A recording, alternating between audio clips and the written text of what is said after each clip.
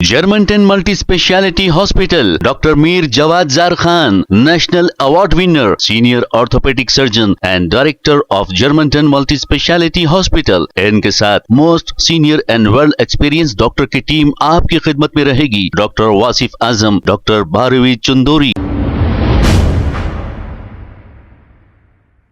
अस्सलाम वालेकुम नाजरीन, 7H न्यूज सच को रखे आपके आगे।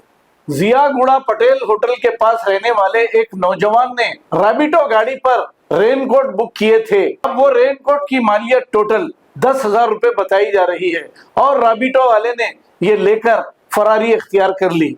हालांकि इसे फोन किया जा रहा है लेकिन ये फोन को रिसीव नहीं कर रहा है। जिस किसी को भी ये एक्टिवा का नंबर की गाड़ी नजर आए, करीबी पुलिस स्टेशन में इसकी इत्तला दे दे।